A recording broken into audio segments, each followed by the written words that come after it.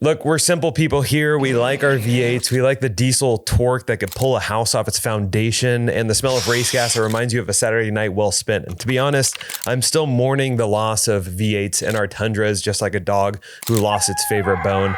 Yes, it's a tragedy, all right? And I'm still not over it, but a boy can dream. Now, while we've been busy pouting about missing a cylinder, there's been some things happening on the other side of the planet that makes a V6 look like a stub toe. All right, now, if your social media feed is anything like mine over the past year, it's been filled with automotive influencers absolutely glazing Chinese EVs like they're a damn Countach. I know why Chinese cars aren't sold in America. It's because they would dominate. And the braking is excellent. Look at this. You go around the corner, I walk behind you, excited. I now love leaving cars. They've got 6K screens, wild features, and interiors that make a $200,000 G-Wagon look like a 1994 Geo Metro. As of early 2026, the data is officially in, and let's just say it's not looking so good for the US auto manufacturers. China didn't just join the car race, they've literally lapped us. We're talking about a 15-year head start in battery tech and a manufacturing machine that can build 2 full-size trucks for the price of 1 Ford Ranger. All right, today we're peeling back the curtain on the Red Dragon's automotive playbook. It's literally a Trojan Panda. You can't make this stuff up. We're looking at why these cheap EVs might be the most expensive mistake the American auto industry has ever made. And now this is not a fanboy video. This is a scouting report on an industrial invasion, and it's about to get real. All right, now first off, we have to give credit where credit is due. Yes, these are microwaves on 4 wheels, but you can't beat an enemy that you don't understand. And right now, China is building stuff that looks like it was pulled off of a UFO or UAP, depending on what camp you're in. They aren't just making cars, they're building modular platforms that act like high-tech Legos. And while Detroit takes 5 years to update a grille or add a bigger screen, China is launching an entirely new model in 18 to 24 months. Check out these platforms currently breaking the internet. First, you get the E4 platform. This is the one that made everyone's jaw drop. The Yangwang U8 is a 1,200 horsepower monster with 4 independent motors. It doesn't just drive, it does tank turns on dry pavement and can literally float and paddle through the water in an emergency. It's got an adjustable suspension that varies from 15 millimeters to 215 millimeters, which nobody actually knows how many inches that is. And it makes the Mercedes G-Class looks like it should belong in a museum. Then you got the SEA platform by Geely and Zeekr. And now this is arguably one of the most versatile in the world. It's what powers the Zeekr's 001 and the Volvo EX30. It's got an 800 volt architecture that allows a 10 to 80% charge in about 15 minutes. The dual motor all-wheel drive version puts out 530 horsepower, doing 0 to 60 in 3.8 seconds. That's faster than the Porsche 911 from a decade ago. All for under $50,000. Great Wall Motor just unveiled the One platform in early 2026, and it's designed to support over 50 different models, including a diesel-electric hybrid that cuts 0 to 60 times by 40% compared to standard diesels. Their Way V9X luxury SUV on the platform supports 6C charging, which means you can top a 200 kilometers of range in 5 minutes. Then you got NIO's Power Swap. While we're waiting at a fast charger praying the screen doesn't freeze, NIO has completed over 100 million battery swaps. You pull into a station, a robot swaps your dead battery for a fresh one in under 3 minutes, and then you're gone. Sounds a lot better than sitting at a Barstow charging lot on the way to Vegas, right? You've reached a part of the video where my 3-year-old dog Cash gets a little cameo, and oh God, he's drooling all over me.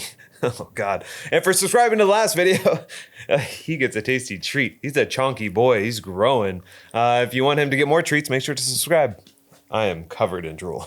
China has a 38% cost advantage over Detroit because they own the entire food chain, from the lithium mines to the battery plants. It's like watching your high school sweetheart leave prom with a guy who's got a 4.0 and a 6-pack while you're sitting in a parking lot eating a lukewarm burrito.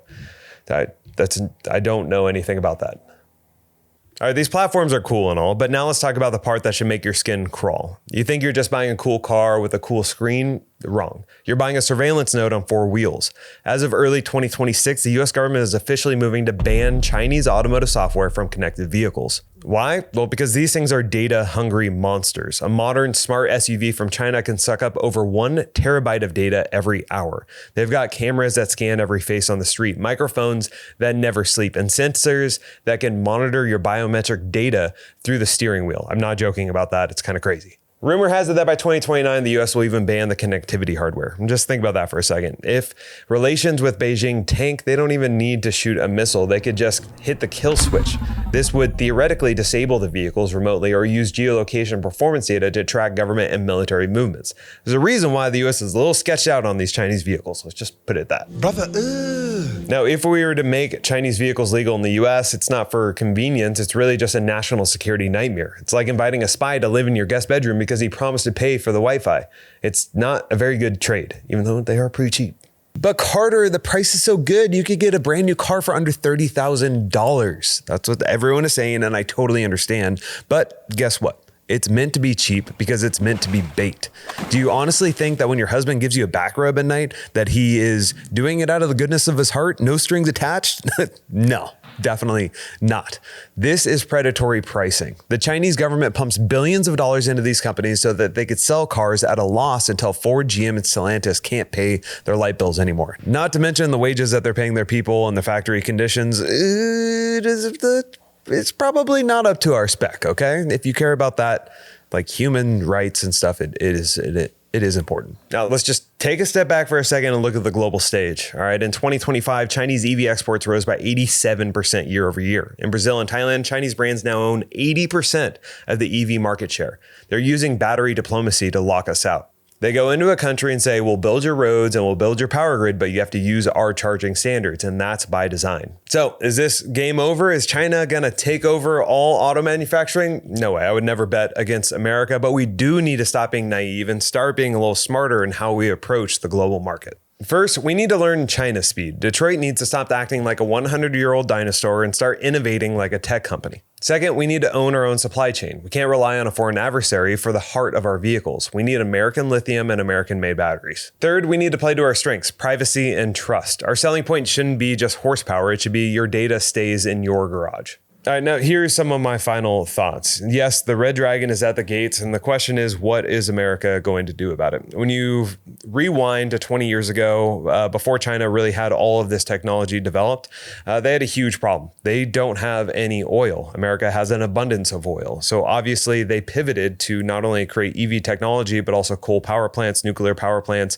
solar and wind, really capitalizing on that market so that they could be energy independent. And when you have the abundance of electricity, of course, you're going to want to develop EV vehicles. And so that entire design process just went to lightning speed. The US is blessed with an abundance of oil, which means we don't have to worry about gas prices as much, as the national average is under $3 a gallon right now. If that price went up to $5, $6, $7 a gallon, I think EV architecture and EV platforms would absolutely explode in the US. But the only thing that really scares me is the fact that every single Chinese vehicle that's sold abroad is one less American vehicle that is sold, or maybe like half.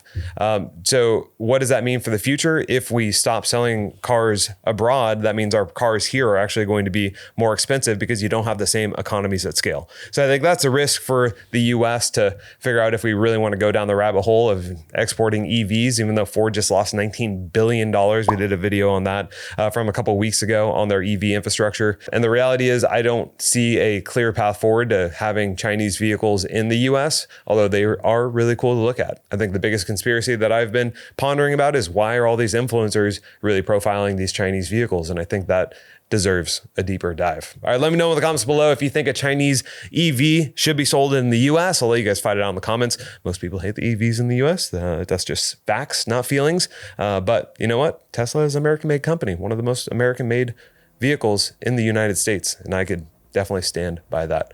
If you are not an EV person, we're giving away a Toyota Sequoia and $50,000 in cash with an MDC USA trailer at forge4x4.com. Go to forge4x4.com, pick up the stat. It automatically gets you entered to win. And let me know what we should break down next. I got a couple awesome videos in the pipeline. So subscribe if you want, or don't. I hope you do.